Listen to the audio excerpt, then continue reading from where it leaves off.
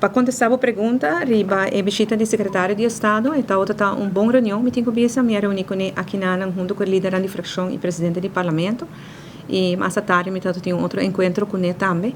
É duidelijk, pero minha negociar com ele com 2 semanas passadas, que me conhece uma posição de Holanda tá, me te compreender para parlamentar na novo da promebiar com a secretário de Estado e a purba de cambia coisas, pero Holanda não está trazendo, agora Holanda para em direção tem não botar pai, o que botar purba tá para den rumbo que botar pai com Holanda, para poder a melhor colaboração possível para Aruba. De mei está dentro de 3 semanas.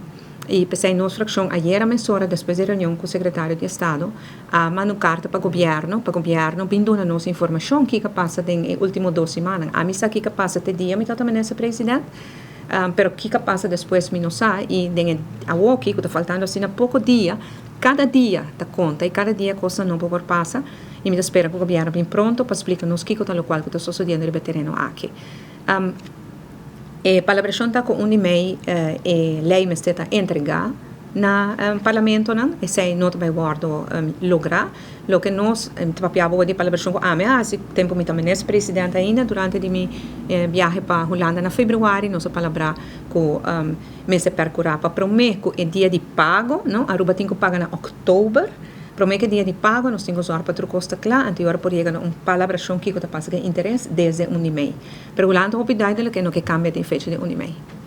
E essa aqui, senhora Sneka, que precisa agora não estou fim do mundo, porque é um processo. Você vai ter de Câmara, vai para copiar de Aruba, o governo vai analisar, depois vem o parlamento. O processo também está muito largo no final do dia. So, Holanda está claro ainda, aparentemente na Holanda. É hora de contato para chamar por fecha, meia hora. Well, você, assim na Holanda traz. Não está pondo fecha, que é realístico ou não é realístico, sempre não está pondo fecha e tudo ainda é purba de cumprir com ele. E não está fim do mundo, nada está fim do mundo, babu, sobre WAC. Que conta lo que nós piano? Nós piano de fiança de 906 milhões de florins com nossa presta de Holanda durante a temporada de Covid. Tinha uma palabração que com Holanda conta paga esse back, tinha pagar de 20 anos, mas era começa a pagar na ano 2023. E para me pago nós acaba na outubro 2024, dia para ano para pagar na outubro. Então, essa é a palabração. É o único coisa que ainda está abrindo tem interesse.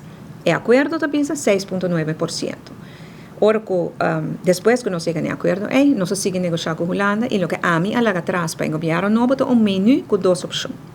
Seja, você paga 6,9% e você sigue a botar ou se você barra interesse na 3,4%, pero você vai de acordo com a lei de reino.